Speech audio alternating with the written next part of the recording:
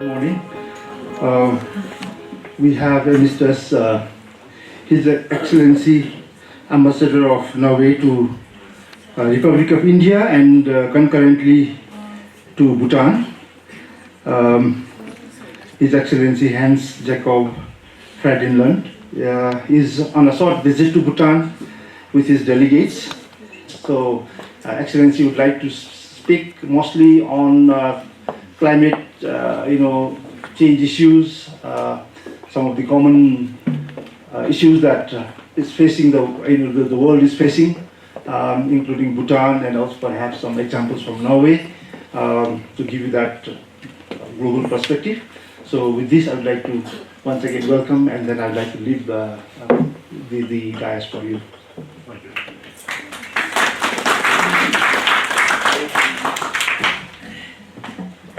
Thank you very much, Dean, and thank you all for receiving me here as ambassador from the Kingdom of Norway to the Kingdom of Bhutan. I'm ambassador designate because I'm going to present my credentials to the King tomorrow. And you didn't spend much time on my Bible, and that was a good decision. I will just say a few words about it because you are now all studying what I become and what should be my goal. And when I was at your age, I studied economics. And when I then joined the Foreign Service, my goal was to work on energy issues in Europe, which is because Europe is where we are, our continent, and energy is extremely important in Norway. We're basically an energy producing country. I did that for 1 year. And since then, I've been working with everything else but Europe and energy. So the message is, you don't know where you end up, but don't despair.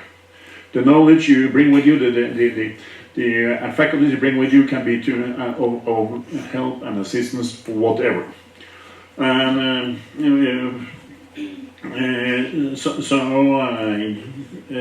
actually concentrate on what you're doing now, and then see what you can do the best of that later. And also, before I start, I would like to thank the Bhutan Echoes Literature Festival for also helping organizing this.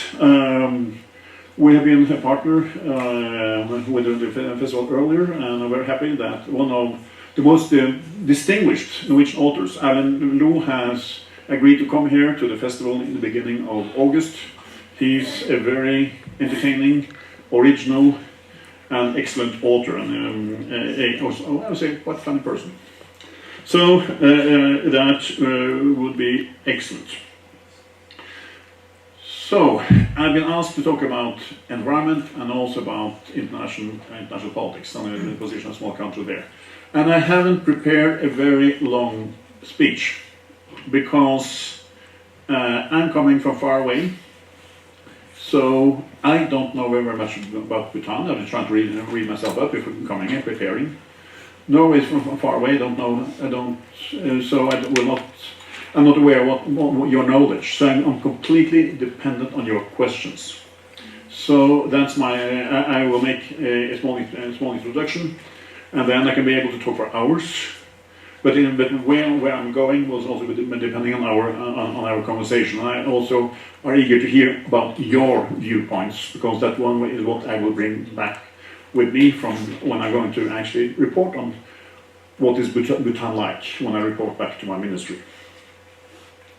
But Norway and India are two small countries dominated by mountains, though actually yours are higher than ours. We are now above the level of the highest mountain in Norway, Galdhøpiggen.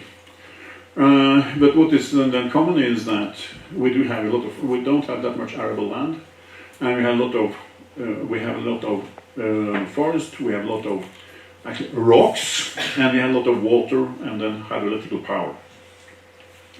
So but that means also that we do have some of the same experiences when it comes to climate change, because that has effects on the pattern of rainfalls, the pattern of snowfall, the pattern of the glaciers. how they are moving, and then contributing water to the river systems, and then ultimately to power production. And well, I'm ambassador in India, so I have to apologize me for using some examples from there. But a fun fact I often mention when I'm in talk to the Indian public is, are they aware that India has a research station in Svalbard? Svalbard is Arctic Norway, an archipelago situated about 500 kilometers north of Norwegian mainland. And why should India have a research station in Norway, in Svalbard? And that the answer shows how interconnected we are. Because based on the observations from that research station, India is able to better predict the movements of the monsoon and the growth or decline of the glaciers in the Himalayas. So actually this shows that we cannot ignore each other as we have been able to, we can have done for centuries or millennia. Now the world is more interconnected, we are completely interdependent. So in that respect, there is where we actually are, we see the eye to eye, we cooperate. And in this respect, the similarities between Norway and Bhutan is clear, because our mountainous regions, we are huge producers of hydroelectric power. And we are energy exporting nations. And many believe that our affluence comes from oil and gas. But our industrial adventure started many years earlier, and it started with the hydropower, as you have here. That happened at the beginning of last century, and also that's been where they started to tame the rivers and the waterfalls, and then produced electricity, and then produced goods that needed a lot of energy. And also Norway has been closely related to the development of the hydroelectrical sector here in India, and what you also see is that the large number of Bhutanese who have been to Norway has done that link to hydroelectric power, and many have gone to the Norwegian University, NTNU, our university for technology, and it was actually our foremost engineering college. So that is where we started, and we see also that as people are searching for alternatives to carbon-based power, we're coming to what we've been doing for a long time. And one of the hot topics of today is how to use hydrogen, produce green hydrogen.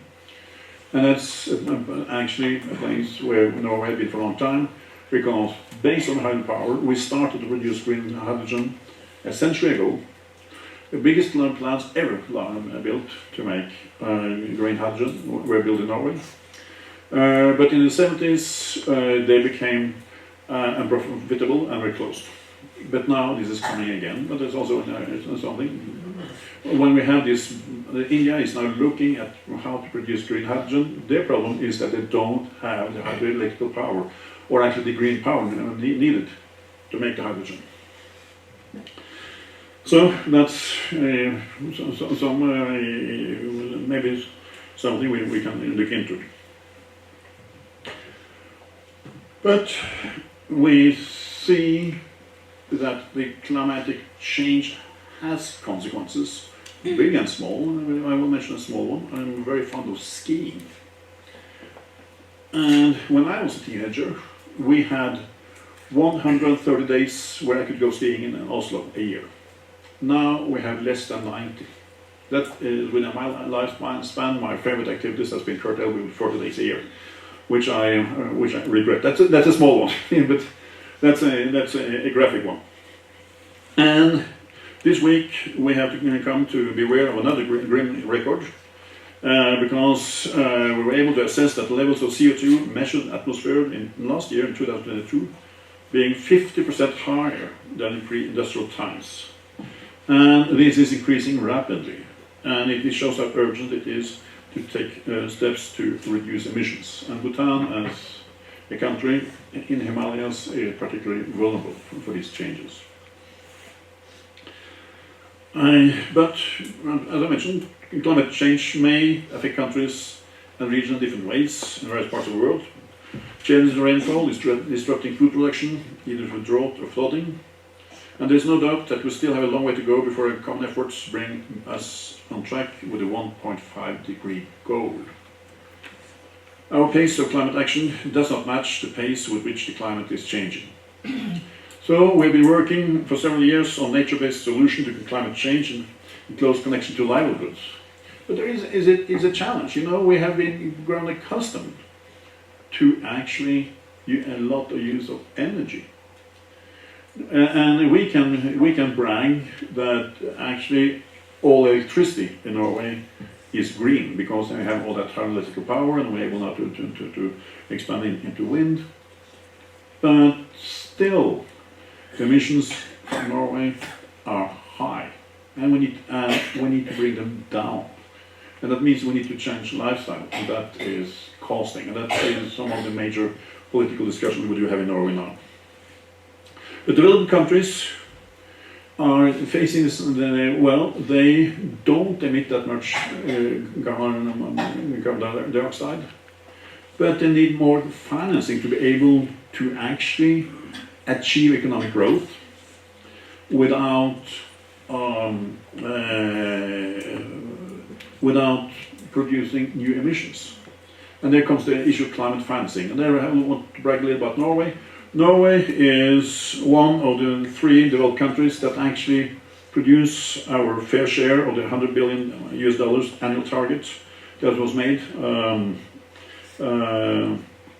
during the climate negotiations as a need for the developing countries to be able to invest in renewable energy. But like the most other countries, which we have focused more on mitigation than adaptation so far. But also there we have a climate investment fund, which is administered by an investment fund called Norfund, with a target of actually investing 10 billion kroner within 5 years. And so that's also an idea may shift to Bhutan. That is based on their assessment of the outcome, because this is an investment fund, but that is one of the tools we use in this respect. We have also recently developed a strategy paper on climate change, adaptation, hunger and vulnerability. And the strategy will guide our assistance to partner countries in the climate adaptation efforts. And just before we came here, we discussed with the deans about the programs when it comes to climate change and humanity, where this also had to do about climate adaptation. We had a very interesting intercourse in that connection, and that's the key there. We don't get the necessary changes without getting people on board. And in this respect, civil society, women and youth are crucial in this process. And we need to actually, and that's also why I want to hear your opinions, is we need to actually have that discussion and intercourse, because you cannot just decree that we're going to do a thing one way or another. Very much is some things based on legislation, someone is based on individual actions, but even if there is legislation, you need to get people on board to get it enacted. And you need also to have awareness to understand why we do these changes. So, and that brings me towards the more the international part of my discourse, is because we will not be able to actually combat climate change without international cooperation. And that is the big challenge of today. And just the money I talked about is just a small fraction of what will be needed when it comes to finance investment, because this was just by the extra needs of the developing world. And it's also about the individual changes that the different countries will have to do. And that brings to the second part. Norway and Bhutan are small countries. And I'm a diplomat, and very often diplomats talk about their country's interest. particularly big countries, talk about their interest. And they talk about, and their interest is that they, actually, the small countries should do their bidding. But that, and small countries are not able to do that. We cannot enforce we cannot force other nations to follow our will. Let me give a small example. Norway has 5.5 million inhabitants. The only, and we're neighboring Russia, 140 million inhabitants. We're neighboring Sweden, which has almost 11 million.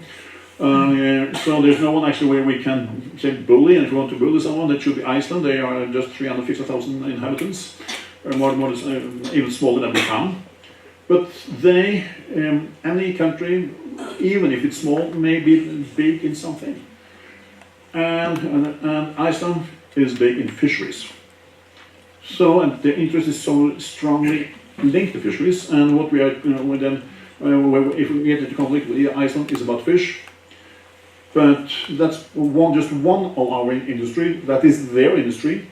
So, and where it actually comes to conflict about fisheries, don't mess with Iceland, even if they're smaller. So that's a point about to stress. We, as Bhutan or Norway, are not able to impose our will on anybody. Our interest is in developing a rules-based world order. Our interest is to show the great powers that it's also in their interest that we follow these common rules. And for a small country, therefore multilateral diplomacy is very important. And also that if some of you are thinking about this, it's for small nations, the multilateral sector is what really counts. Where we can meet, and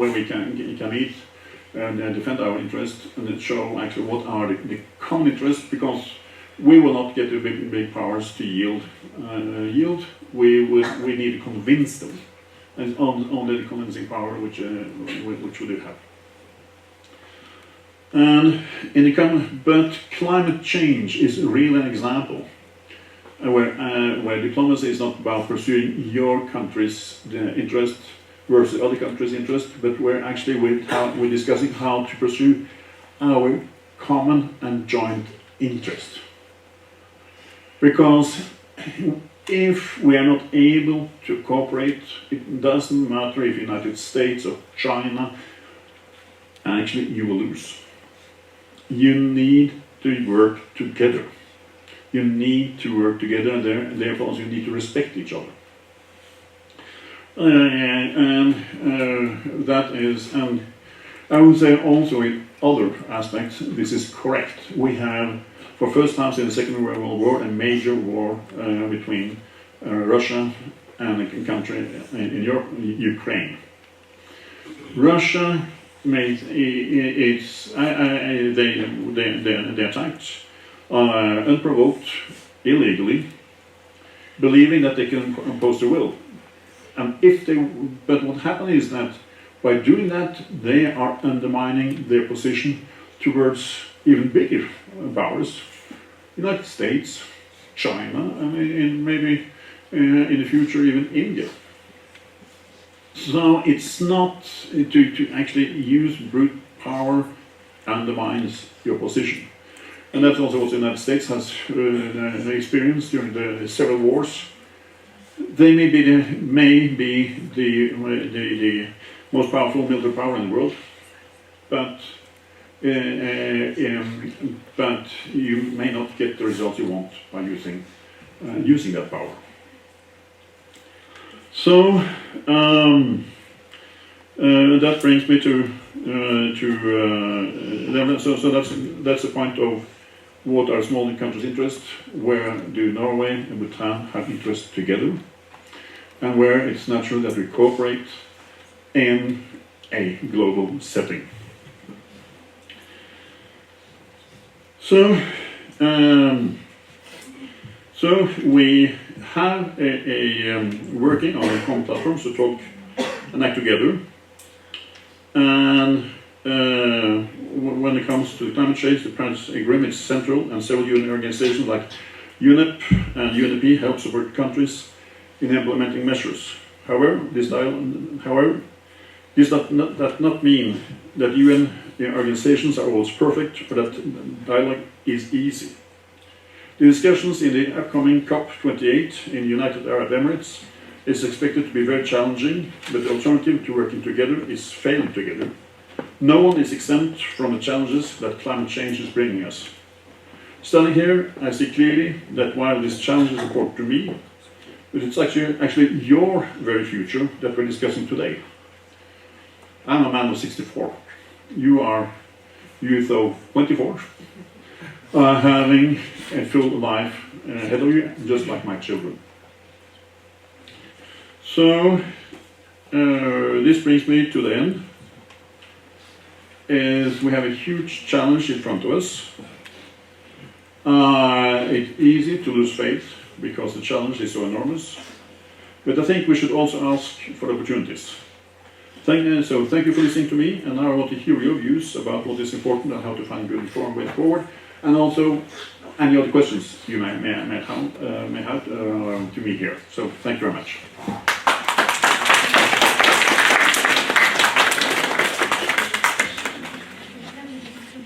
Thank you, Your Excellence, for your insightful talk. It was a mesmerizing and fascinating one. So my question is that now, even in our country, like Bhutan, due to the climatic changes that are taking place in and around our locality, many of the water resources are drying up. So in this situation, let's assume and try to find out some methods. Let's say that all the water resources in our country have been dried up. So in order to extract like water for our survival, is there any other alternatives to cope up with this problem? I can work on how to be able to keep the climate and temperature down, but how exactly to cope with what happened with the consequences is a challenge. So that's where we come in with the climate adaptation. I have to bring that question to my colleagues in that respect. I will not be able to answer so precisely on this question. Next. So much. I really enjoy your talk, and my question is, there is problems such as in Middle East and in Europe and between Russia. So there are problems and internal problems. So don't you think that affects the while we're combating the environmental issues such as climate change? Don't you think that it affects? And as an international member, how can we address that issue and solve the problem together? To answer,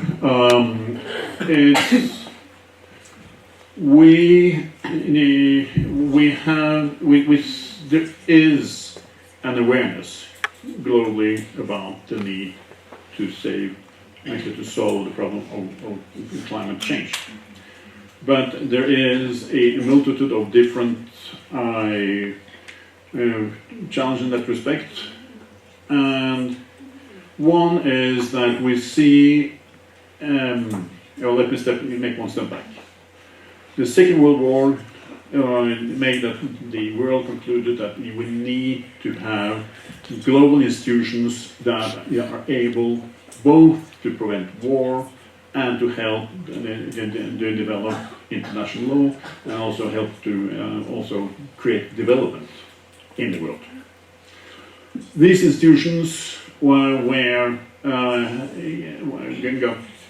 more and more respect, and maybe after the fall of the Berlin Wall in 1991, actually were able to bloom considerably, and we were able to come very far in what we were able to achieve when it comes to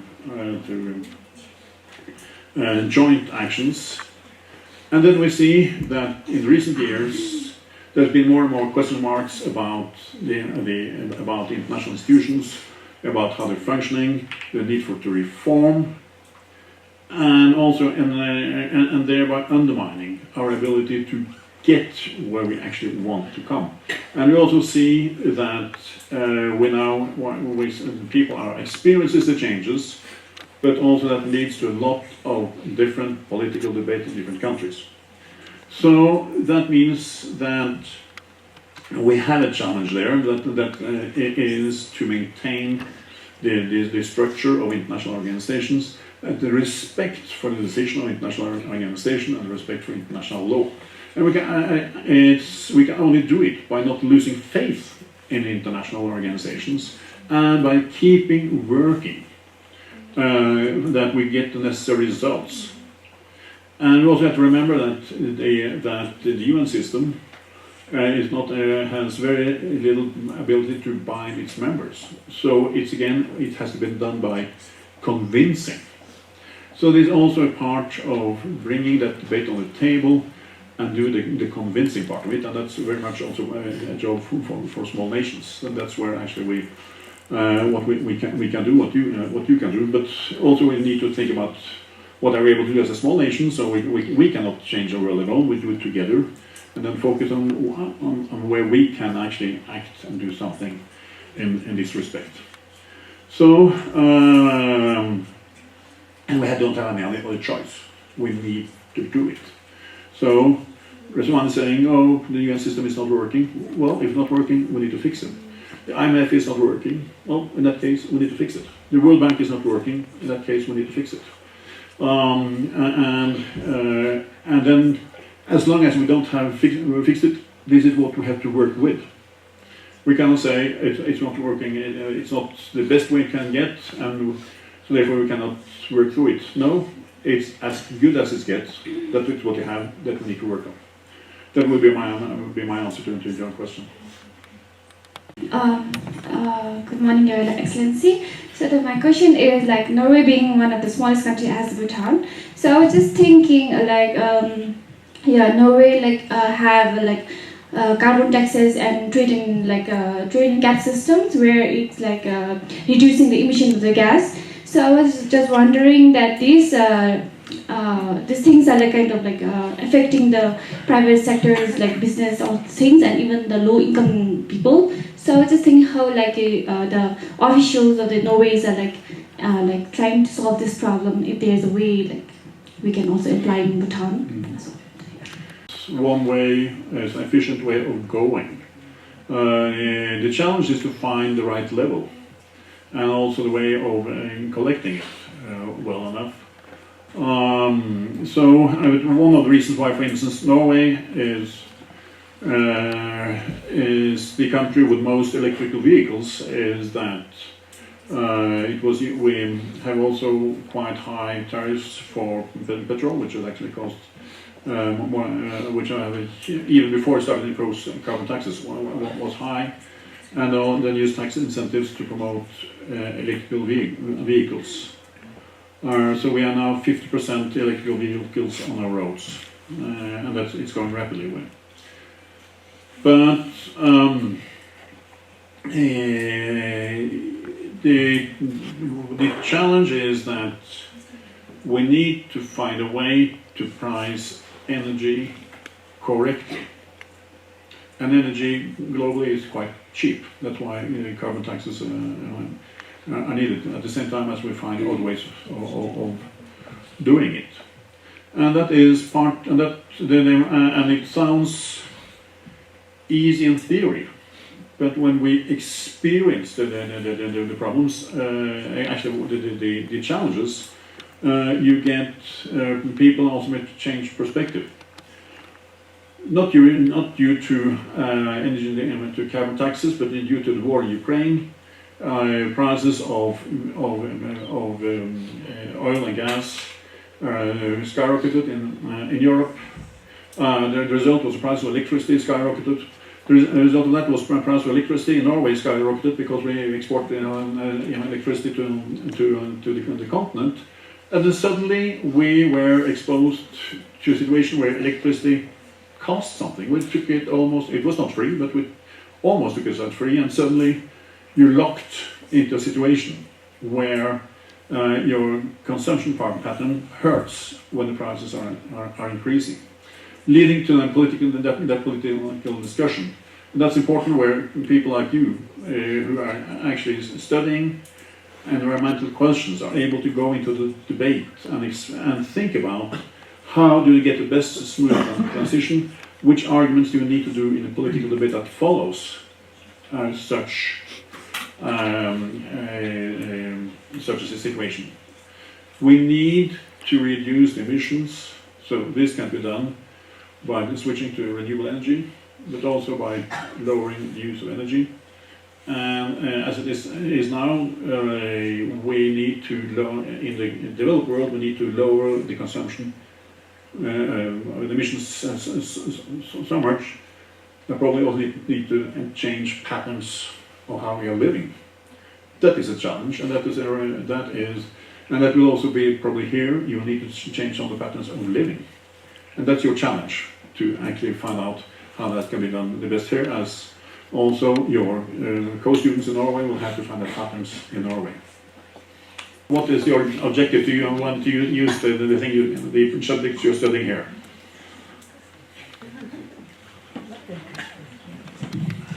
You can refuse them, but then I will ask you the one that's beside you.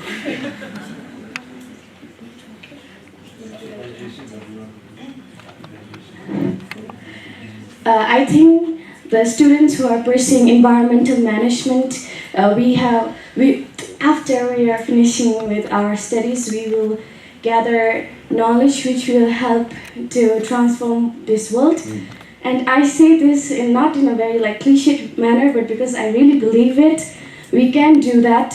Having been here for some time, I have learned about things that which I didn't know, and I feel that I will be able. I'm interested in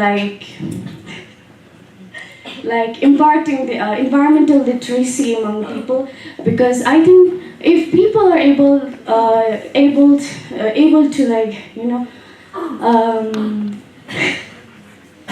if they have the knowledge, then I think the major gap why we are facing this climate problem is because we do not have enough environmental literacy in the world. So yeah, that is what I want to do. Thank you. So may I ask the Dean to come up? So you shall remember us. We have brought, and maybe more, the literature festival than actually the topic. We have brought 2 small books that we wanted to for your library about some of the cultural expressions of Norway. So this is a book about the world famous Norwegian painter Edvard Munch, who actually made the Scream, one of the world's most iconic and well-known paintings. And this is a small book about Henrik Ibsen. And so, because I could give you a huge biography, but I believe this is what you will be interested in reading about Henrik Ibsen, who is also our foremost author and still is read more than 100 years after his passing away. So, thank you very much for listening.